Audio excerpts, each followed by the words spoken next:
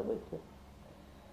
હું તો કહું છું ત્રણેયને થેલા લઈને વિયાવો ને અહીંયા પણ આવતા નથી. ના ભાઈ ના, એ કઈ કામ હોય ને લગ્ન પ્રસંગ હોય તો ત્યાં બી જવું પડે વ્યવહારમાં આવી જાય તો આવું છે.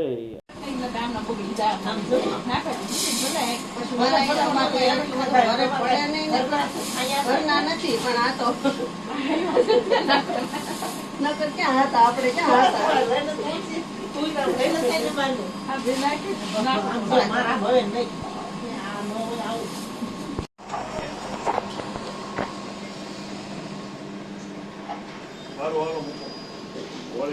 Hello friend, good morning. આપણે આવી ગયા છીએ જાનમાં. ગુડ મોર્નિંગ નથી બટ સોરી એના માટે ગુડ આફ્ટરનૂન. હે ને હવે થાશું ને ગુડ આફ્ટરનૂન. બપોરના વાગ્યા છે 1-1:30 વાગ્યો છે અને અમે આવ્યા છીએ પાલીતાણા જાનમાં. તો તુલસી પાસે આંટો મારવા આવ્યો છું. બધા આવવાના છે આજ તો બધા. હા, મમ્મી પપ્પાને એ બી આવે છે. મોટી ગાડી હતી તો હું લઈને વહી આવું તો કીધું મમ્મી પપ્પા કેમ આવશે, તો પછી હું ભાઈબંધની ગાડીમાં આવતો રહ્યો છું. બરાબર છે. તો હવે તુલસીનો વિડીયો હમણાં આવતો નથી એમ કે છે બધા હગાવાળા, કે છે કે તું બધું આમ કે કરે છે કે ભાઈ આ તકલીફ છે, આ તકલીફ છે, એ કે બધાને પીડા કરાવે છે તો વિડીયો હમણાં ન બનાય. અને થોડીક તબિયત પણ સારી નથી તો 2 દિવસ રજા રહી છે. તો આજે હું આવ્યો છું. કેટલો ટાઈમ રજા રહે? બટ તમને કંઈ સમાચાર આપતા રહીશું, બરોબર છે, કેમ છે કેમ નહીં. હું હમણાં નવરો નથી રહેતો. 2 દિવસ લગ્નમાં તો આજે જાનમાં આવ્યો. કાલને જાન આવી હતી, આ જાન લઈને આવ્યા એટલે બધો ટાઈમ કંઈ રહેતો નથી. અને મમ્મી પપ્પાની બી હમણાં આવે છે, બરોબર. તબિયત હમણાં સારી છે, તાવ બહુ આવી ગયો હતો બટ હવે સારું છે. મમ્મી પપ્પાને આવું પડે એમ હતું એટલે અમુક ખબરે કાઢી લઈએ અને અમારે લગ્ન બી થઈ જાય એવું છે. તો આવું છે. અમે બેઠા છીએ. મમ્મી પપ્પાની આવે ને એ ઘડીક બેસે ને પછી હું વિદાય લઈશ. બરાબર છે. હું તો કહું છું ત્રણેયને થેલા લઈને વિયાવો ને અહીંયા પણ આવતા નથી. ના ભાઈ ના, એ કઈ કામ હોય ને લગ્ન પ્રસંગ હોય તો ત્યાં બી જવું પડે વ્યવહારમાં આવી જાય તો આવું છે. આપણે અહીંયા ટાઈમે ફોન કરવા જોવે, એને સાંભળી જાવ. આને હું ન સાંભળું પણ મને એ સાંભળી જાય એટલે કહું ત્રણે વિયાવો પણ ત્રણે આવતા નથી.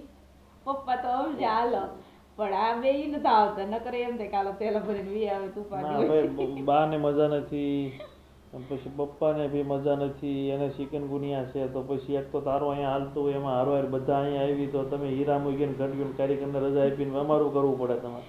કરીએ થોડાક એટલે પછી એની કરતા આટો મારી જાય તુલસીને મજા બધા ન હોય એવું બધું હોય તો આવું છે બધું. બરોબર. આ વખતે વધારે મજા બગડી ગઈ હતી ને એટલે આ વખતે તો મમ્મીની કીધું ના કે હારા ખાશું એટલે આવશું નહીં, કાંઈ વાંધો નહીં. આજે તબિયત સારી છે એટલે જાનમાં આવ્યા ને હવે અહીંયા આવશે હમણાં. તુલસી આવી ગઈ હાડીમાં. આ સાહો હાર આવે છે ને તે હાડીમાં આવી ગઈ છે એટલે આવી જવું પડે. એમ ન થવું જોઈએ મારા મમ્મી ને પપ્પા ને નાના તુલસી ન્યા જઈને પાછી ન્યાની થઈ ગઈ. અડધી આવી ને અડધી ન્યાની એમ તો રહેવું જોઈએ. અમે આવી એટલે મારો ઓ અને ન્યા જાય એટલે છોકરી એવું છે. બરોબર છે. તો સારું ચાલો મળાવે હમણાં મમ્મી પપ્પાની આવે ને તો એવી થોડીક ક્લિપ તમને બતાવે. બરોબર ને. ચલો ફ્રેન્ડ્સ, તો પપ્પા ને મમ્મી આવી ગયા છે ને અહીંયા ઊંઘ ખેંચે છે. ભલે સુતા આપણે ઘડીક મમ્મી ને પપ્પા આગળ જઈએ.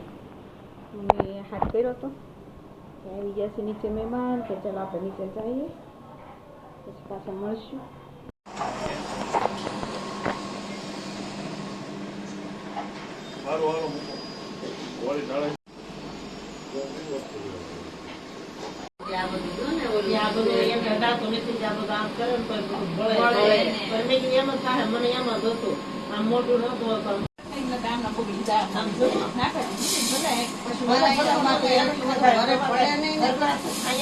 નથી પણ આ તો નકર ક્યાં હતા આપણે, ક્યાં હતા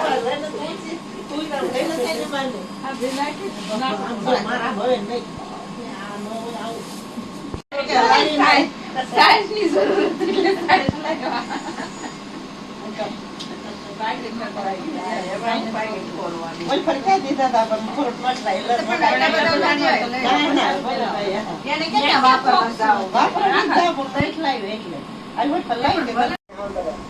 ગમે તો કાલો બોલો રે ટાઈમ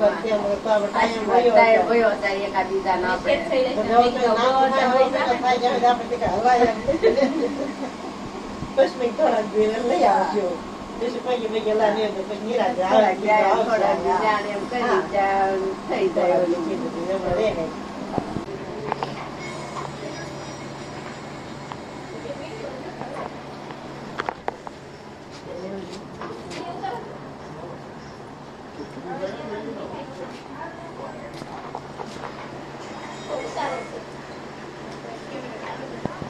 ચલો ફ્રેન્ડ્સ, તો ફાઇનલી શૈલેષ ને પપ્પા અને મમ્મી ત્રણે જતા રહ્યા છે.